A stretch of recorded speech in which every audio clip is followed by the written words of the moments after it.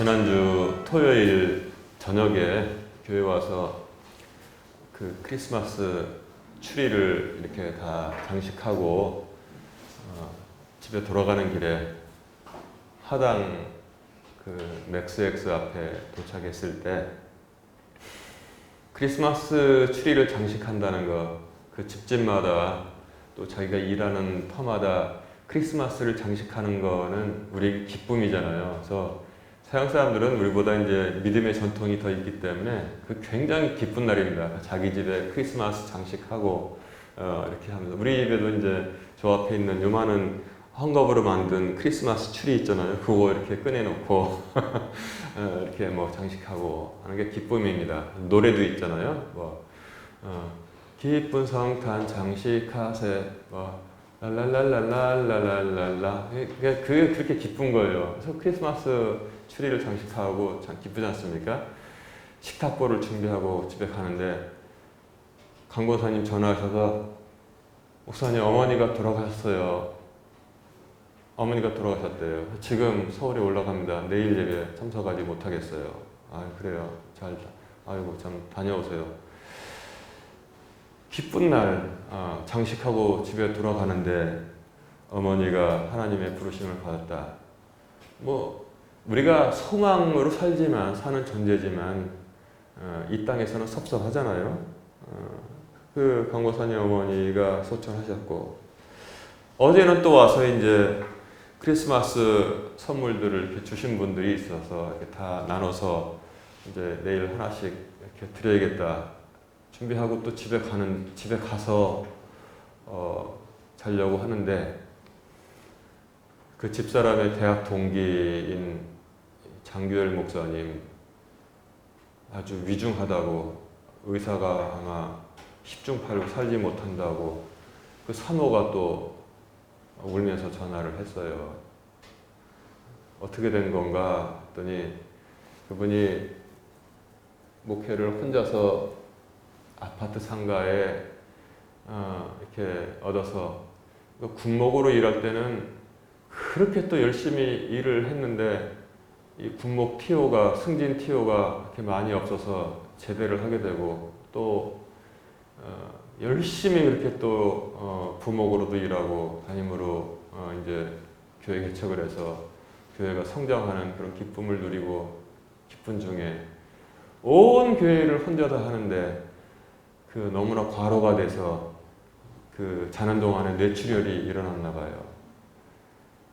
근데도 이제 그 전에 또 그 사모도 교통사고를 당해서 마침 병원에 입원해 있었대요.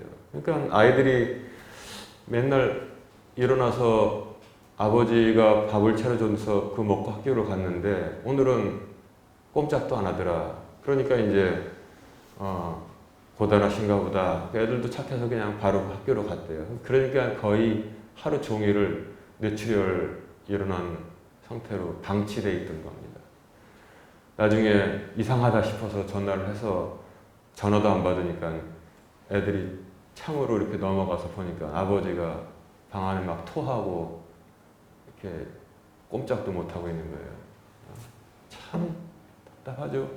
병원에 옮겨서 정말 간신히 신락 같은 희망으로 뇌수술을 받고 살아났는데 몸이 온전치 않고 말도 어떻게 잘 못하고 그러는데, 그 목회를 몸도 잘 움직이지 못하고 그 목회를 하는데 말도 어눌하고, 그 목사님과 그 가족도 대단하지만 나는 그 교인들도 참 대단한 그 권사님들이 그 교회를 지키고, 떠나는 분도 있지만 그 지키고 지금까지 이렇게 왔었는데 코로나에 감염됐대요. 그러니까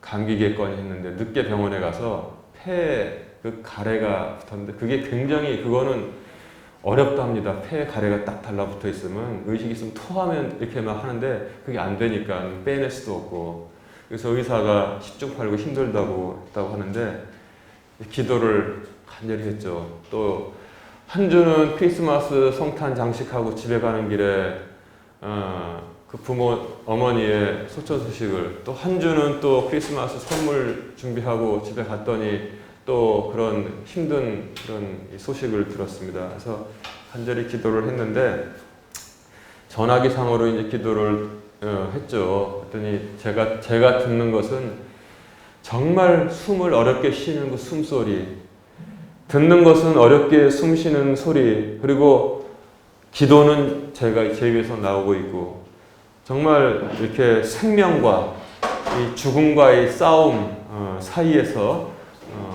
제가 어저께 기도를 드리고 있었습니다. 그래서 여러분, 정말 이것은 생명과 죽음과의 싸움이구나 이런 생각을 했어요. 그리고 연중 가장 어두운 때, 크리스마스는 연중 가장 어두운 때잖아요. 동지 바로 뒤니까. 그때 우리가 크리스마스를 맞이하고 있는데 밤에 또 불을 밝히고 이렇게 있는 것입니다. 여러분, 오늘 이러한 크리스마스의 전의 사정을 제가 겪으면서 현실적으로 더 많이 크리스마스의 그 의미가 제 가슴에 다가왔습니다. 생명과 죽음의 싸움, 또 그리고 가장 어두운 때, 추운 때 빛으로 오신, 세상의 빛으로 오신 예수 그리스도를 제가 더 깊이 생각을 하게 되었습니다. 여러분, 오늘 본문 말씀을 보니까 예수 그리스도의 탄생과 두 무리들이 나누어져서 예수님을 바라보고 있었던 것을 전하고 있습니다. 그분의 별을 보고 먼 길을 찾아온 동방의 지혜자들은 유대인들의 왕으로 나신 이에게 경배하고 또 선물을 바치기 위해서 찾아왔고, 또 이쪽 편에는 뭐냐면 어둠의 자식들이 있는 거예요. 이 세상에. 이 세상 자체가 아담과 하와의 범죄로 인해서 어둠이지만 특별히 거기도 어둠의 자식들이 있는 것입니다. 그 소식을 듣고 기뻐하기는커녕 지금 오늘 성경 말씀이 전하고 있지 않습니까? 그리스도가 태어났는데, 유대인의 왕이 태어났는데 경축하는 게 아니라 왜 소동이 일어났을까요? 온 성에 지금 소동이 일어났습니다.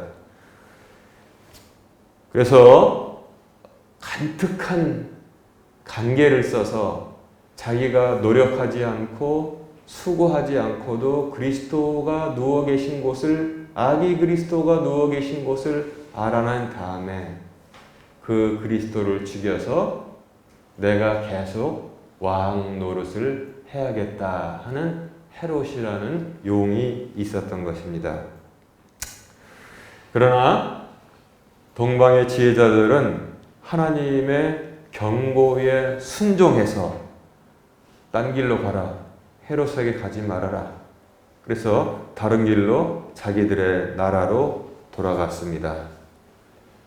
그리고 그 소식을 알게 된 헤롯은 기다려도 동방의 지혜자들이 와서 어디 그리스도가 누워 계시다는 것을 알려주지 아니하니까 속았구나 라는 것을 나중에 깨닫고 화가 일어나서 어떻게 하면은 그 그리스도를 내가 누구인지 모르는 상태에서 죽일 수 있을까 생각한 것이 뭐냐면 그쪽 동네, 그 지역을 정했습니다. 그 동네에서, 그리고 그 때를 계산을 해보니까 언제 동방의 지혜자들이 왔지? 그러니까 안전하게 한 살쯤 더 하자.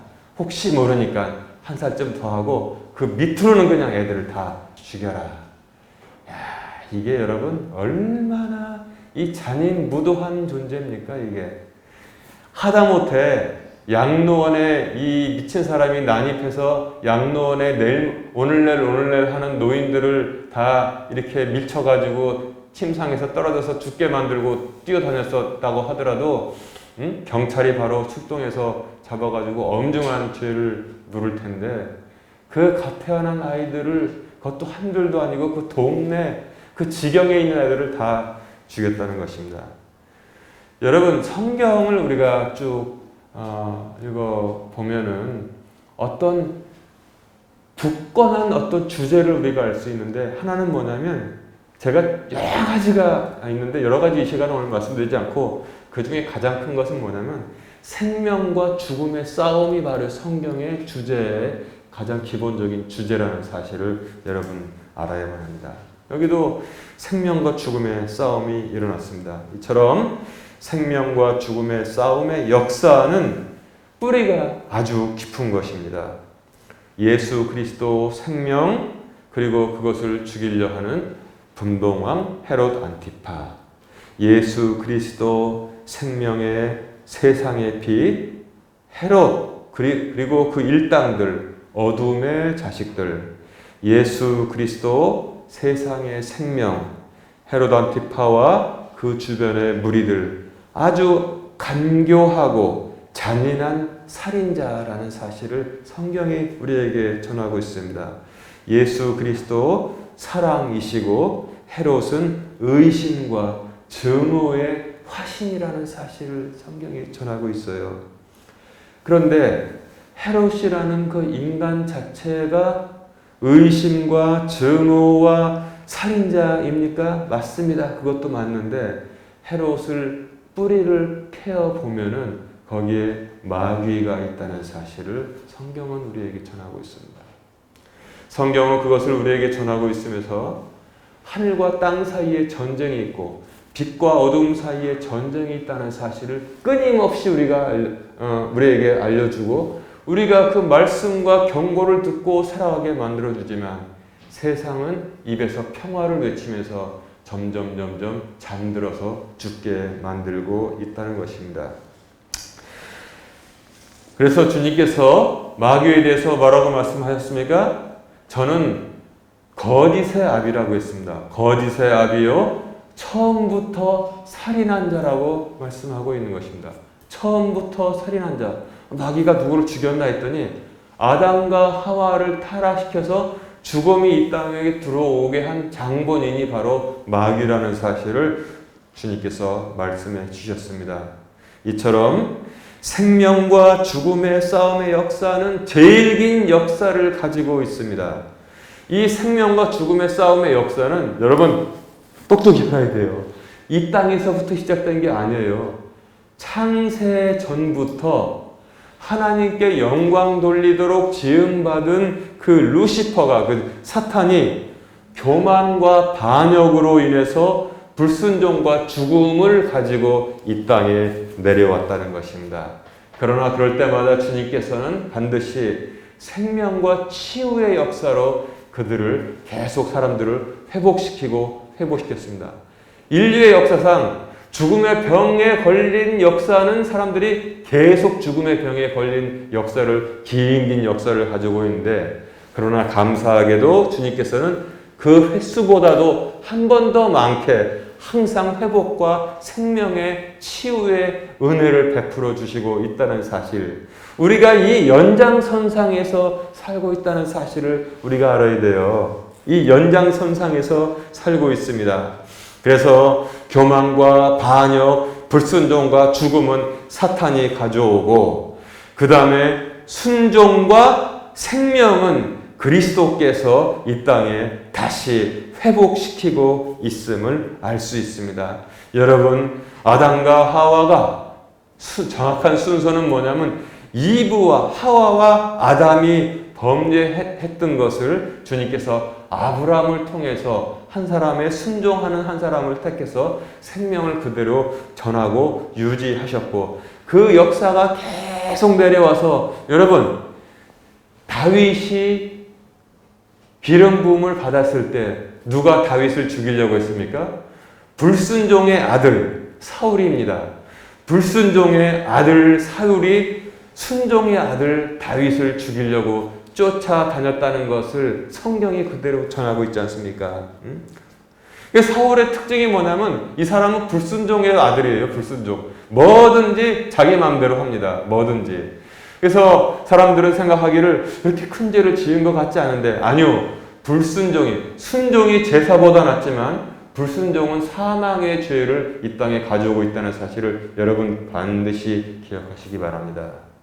여러분, 하나님 앞에서 불순종의 역사는 길고 긴 역사를 가지고 있는데 그게 죽음을 가지고 온다는 사실, 여러분 성경이 전하고 있다는 거 여러분 잊으면 안 됩니다. 아브라함의 뒤를 이어서 다윗이 왔을 때 역시 사울이 그를 죽이려고 했고, 그 다음에 다윗의 자손으로서 육신을 입고 오신 그리스도가 왔을 때 역시 헤롯이 예수 그리스도를 죽이려고 했다는 사실을 알 수 있습니다. 그 후에도 그것이 분한지 유태인들만 있으면, 하나님의 백성은 세상의 역사가 어떻게든지 이 하나님의 백성을 멸하려고 그렇게 몸부림을 쳤던 것을 볼 수 있어요. 중세 유럽을 봐도 유태인들은, 하나님의 백성들은 계속 미움을 받았습니다.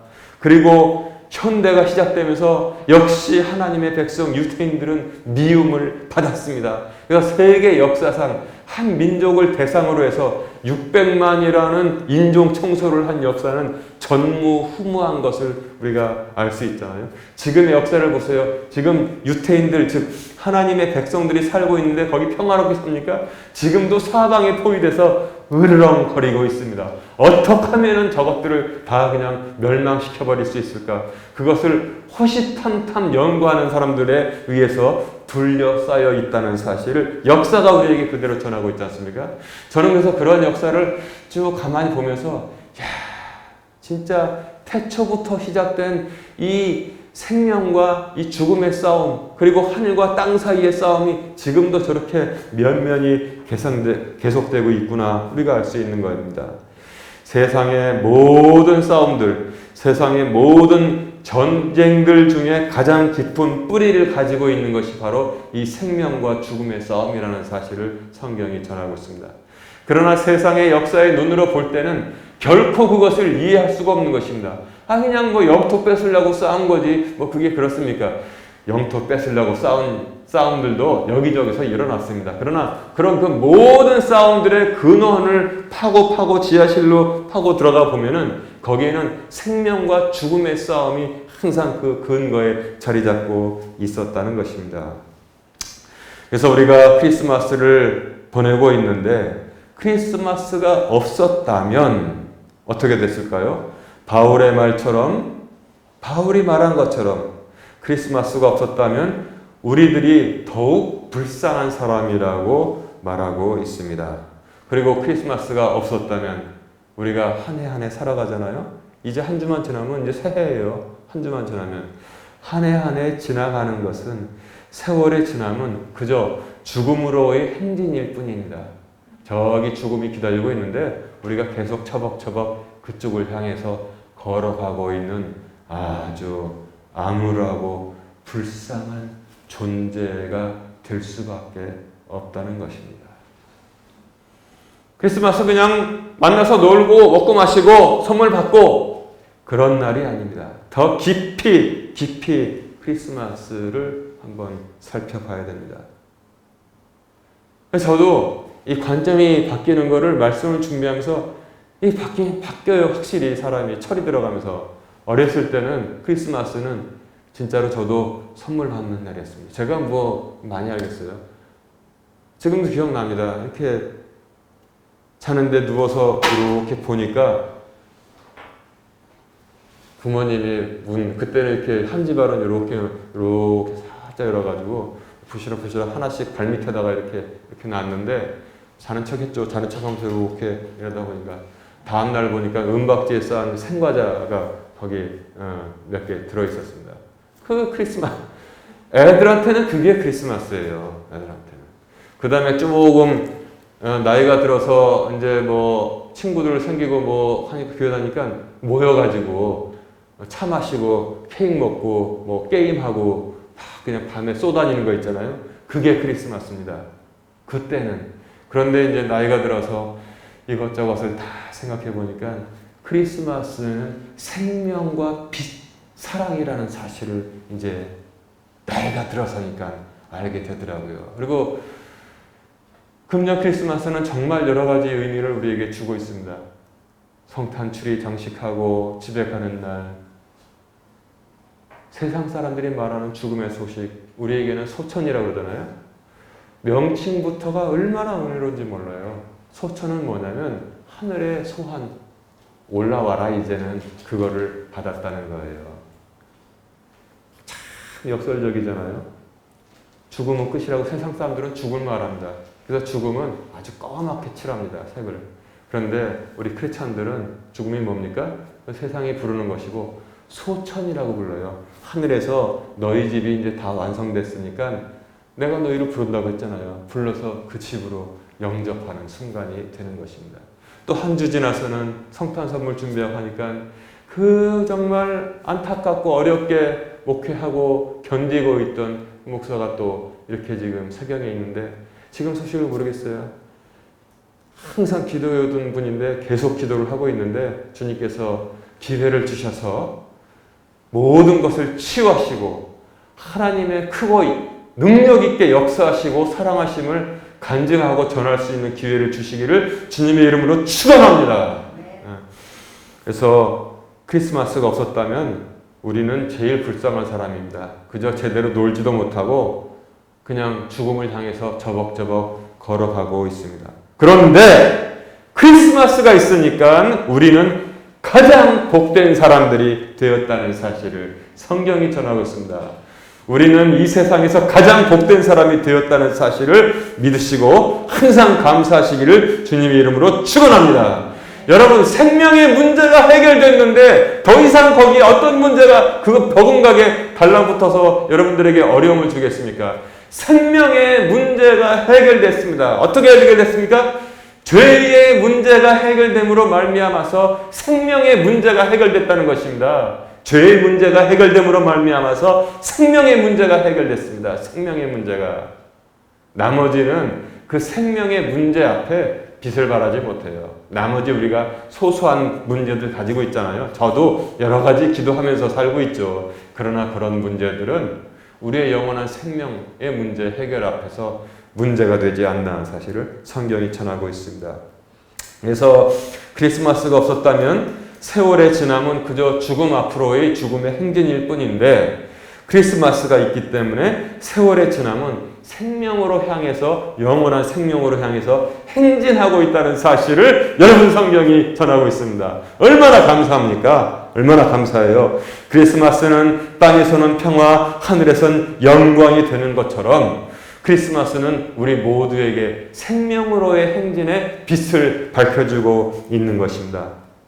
그리고 크리스마스가 있기 때문에 여러분 좀 마음에 섭섭한 일도 있고 하나님께 대해서 하나님 이것 좀 기도 좀 들어주시지 안 들어주시지 저도 그런 거 많이 있죠. 없는 사람 아무도 없어요. 아무것도 없을 거예요. 아이들도 있습니다. 다 있습니다. 그러나 모든 것이 감사의 조건으로 다 선하게 바뀌게 되어 있습니다. 그래서 크리스마스가 있기 때문에 2022년 우리가 지나온 2022년은 감사가 되는 것이고 크리스마스가 있기 때문에 우리가 맞이하게 될 2023년은 소망의 한 해가 되고 기대의 한 해가 되는 것입니다. 여러분 믿음이 있으면 새해를 기대하게 되어 있습니다. 여러분 제가 믿음으로 여러분들에게 말씀드립니다. 새해에 우리 교회에 그리고 모든 가정에 모든 성도님들께 정말 좋은 일이 있을 것입니다. 이것은 여러분 담대하게 믿고 믿음으로 앞으로 나가시기 바랍니다. 크리스마스가 있기 때문에 이 모든 것이 은혜로 바뀌는 것입니다. 지나온 시간은 감사가 되고 앞으로 맞이하게 될 시간은 소망과 기대의 시간이 되는 것입니다. 주 앞에 항상 기쁜 마음으로 나와서 감사하고 찬양하며 이 복된 크리스마스를 전하는 성도들 되시기를 주님의 이름으로 축원합니다.